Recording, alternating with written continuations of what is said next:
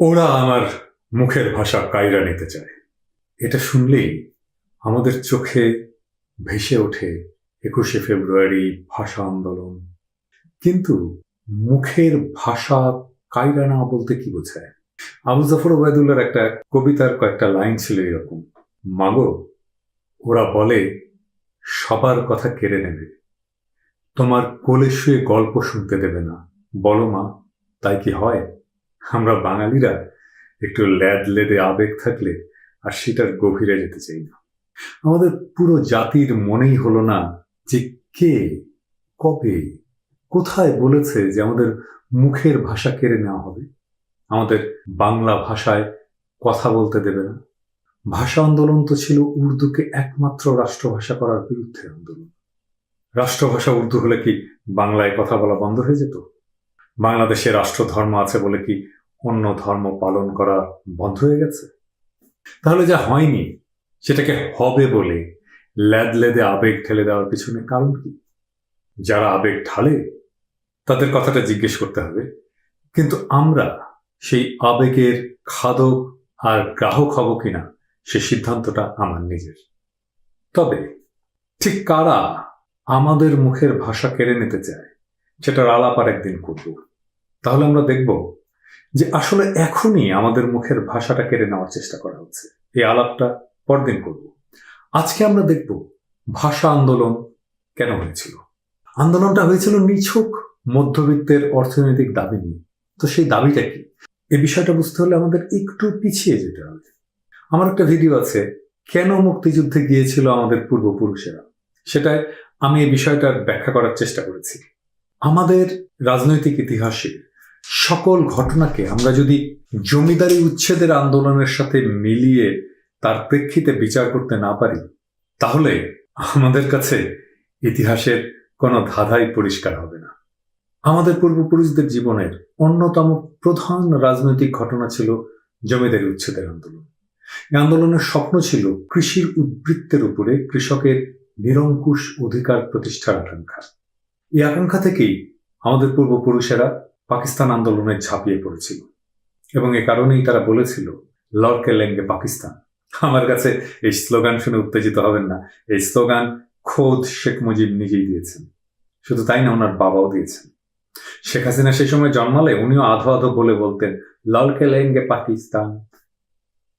এখন 1948 এসে পাকিস্তান হাসিল হওয়ার পরে সেই বাংলাকে অন্যতম প্রধান রাষ্ট্রভাষা হিসেবে পাকিস্তান স্বীকৃতি না দিলে পাকিস্তান প্রতিষ্ঠা করার আন্দোলনে যে স্বপ্ন নেই, এই পূর্ব পাকিস্তানের কৃষক প্রজারা সমর্থন দিয়েছিল, সে স্বপ্ন তো বৃথা হয়ে যায়। কেন?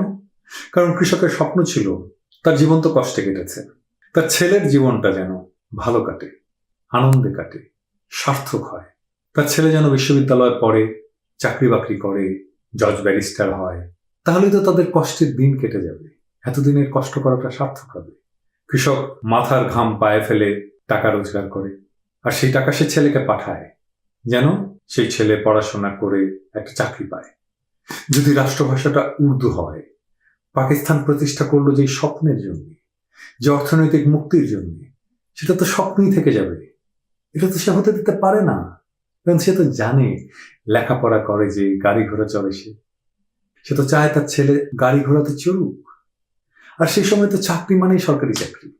তাহলে উর্দু যদি রাষ্ট্রভাষা হয়, তাহলে সরকারি চাকরি পেতে হলে প্রত্যেক বাঙালিকে উর্দু পড়তে, লিখতে, বলতে শিখতে হবে। শুধু তাই না, প্রতিযোগিতা করতে হবে খোদ উর্দুভাষী পাকিস্তানিদের সঙ্গে। আর সে তো এক প্রজন্মে অসম প্রতিযোগিতায় টিকতে পারবে না।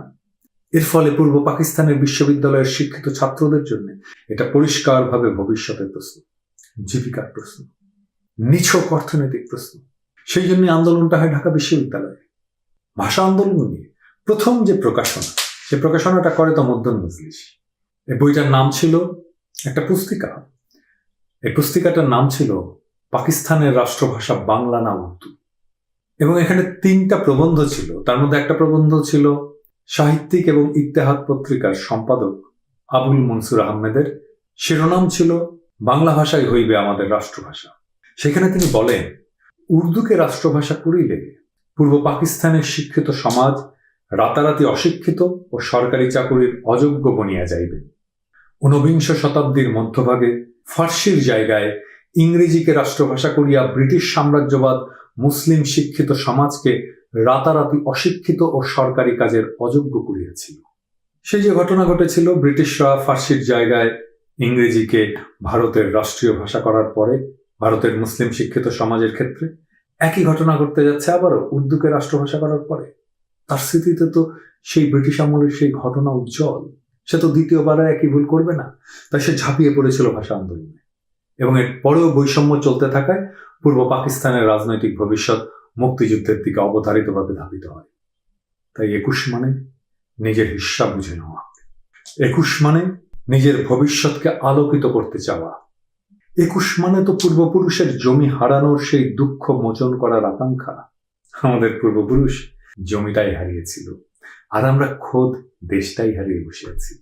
একবার ব্রিটিশ কলোনি, সেইখান থেকে পাকিস্তানের কলোনি, আর এখন ইন্ডিয়ান কলোনি।